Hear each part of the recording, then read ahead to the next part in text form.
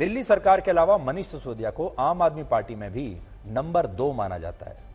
अरविंद केजरीवाल के बाद वो सबसे बड़े नेता हैं और केजरीवाल उन पर सबसे ज्यादा भरोसा करते हैं। इसका अंदाजा आप इस बात से लगाइए कि इस समय दिल्ली सरकार में सबसे ज्यादा 18 मंत्रालय और विभाग सिसोदिया के पास हैं।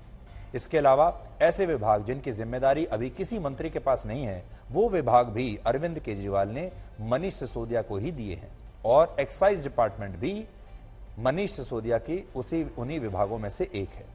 ये सारे जो विभाग हैं आपके सामने, ये सारे विभाग, सारे मंत्रालय मनीष सिसोदिया देखते हैं।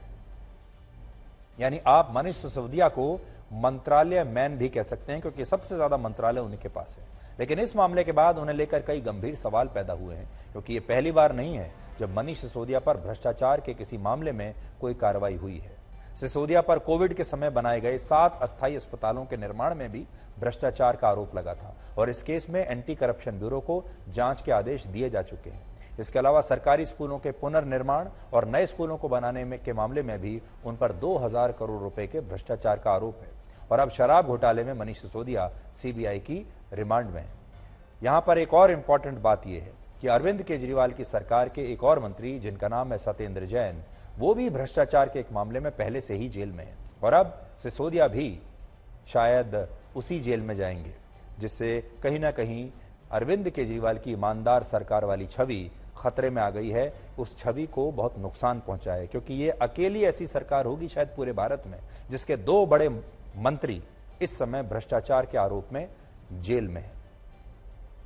केजरीवाल साफ सुथरी छवि और भ्रष्टाचार मुक्त राजनीति का वादा करके राजनीति में आए थे, लेकिन आज उनके मंत्रियों से लेकर उनके विधायकों पर भ्रष्टाचार के एक नहीं न जाने कितने मामले चल रहे हैं। और हैरानी की बात यह है कि सत्येंद्र जैन तिहाड़ जेल में होते हुए भी आज भी मंत्री पद पर बने हुए हैं और मनीष सिसोदिया भी अगर जेल जाते हैं तो भी वो ऐसा लगता है कि मंत्री बने रहेंगे, वो डिप्टी चीफ मिनिस्टर बने रहेंगे और जेल से ही अपना काम इसी तरह से करते रहेंगे। एक और खास बात यह है कि मनीष सिसोदिया वैसे तो शराब घोटाले में शामिल है, लेकिन वो अपनी जो छवि बनाकर रखते हैं वो सिर्फ शिक्षा मंत्री के तौर पर बना के रखते हैं। हर जगह जहां वो जाते हैं वो कहते हैं कि मुझे सिर्फ शिक्षा मंत्री के तौर पर बुलाया जाए और मुझे सिर्फ शिक्षा मंत्री के तौर पर मेरी छवि चमकाई जाए और मैं बताना चाहता हूं कि मैंने शिक्षा के मामले में क्रांतिकारी काम किया है।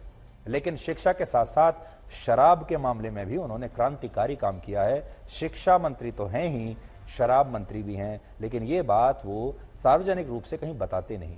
इस पूरे मुद्दे पर आज बहुत सारी राजनीतिक प्रतिक्रियाएं आई हैं, वो भी आज हम आपको सुनवाते हैं। देखिए, अब इसमें 2 कहानियां आपको सुनने को मिलेंगी। एक कहानी ये सुनने को मिलेगी कि आम आदमी पार्टी भ्रष्ट है, केजरीवाल, मनीष सिसोदिया, ये सब लोग भ्रष्ट हैं और ये जनता को धोखा दे रहे हैं। एक कहानी आपको ये मिलेगी। दूसरी कहानी आपको सुनने को ये मिलेगी कि ये सबसे ईमानदार नेता हैं और बीजेपी इनके साथ नाइंसाफी कर रही है, बीजेपी इन्हें परेशान कर रही है और ईमानदार नेताओं को कैसे जेल में भरा जा रहा है, ये देखिए, इससे लोकतंत्र खतरे में आएगा। अब ये 2 कहानी पैरेलल रूट पर आपके सामने चल रही हैं। अब आपके ऊपर है कि आप इसमें से किस कहानी पर विश्वास करते हैं।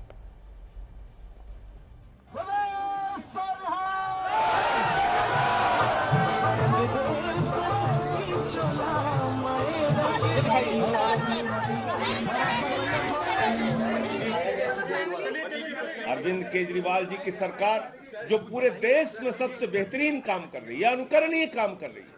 लोगों को फ्री बिजली देना, फ्री शिक्षा देना, फ्री स्वास्थ्य की व्यवस्था देना, बुजुर्गों की तीर्थ यात्रा कराना, जनहित के सारे काम करने के बावजूद मुनाफे का बजट देना। दरअसल यह गले की हड्डी बन गया नरेंद्र मोदी की। लूट की खुली छूट अरविंद केजरीवाल जी की सरकार में थी। मैं तो पहले भी कहता था कि मनीष सिसोदिया जी आरोपी नंबर 1 हो सकते हैं, लेकिन किंग पिन अरविंद केजरीवाल है। आज तो शराब घोटाला करने वाला मंत्री जेल गया है और सीबीआई ने पूरी जांच करने के बाद उनकी गिरफ्तारी की है।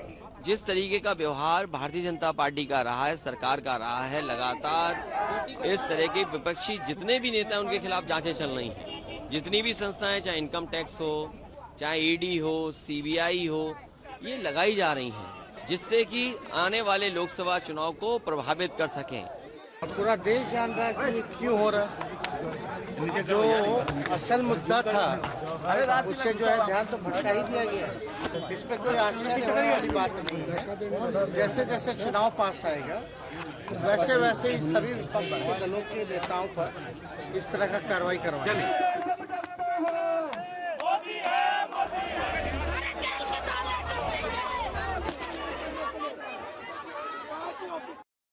इस सवाल पर आते हैं कि मनीष सिसोदिया के खिलाफ हुई इस कार्रवाई के बाद अब भारत की राजनीति में क्या होगा।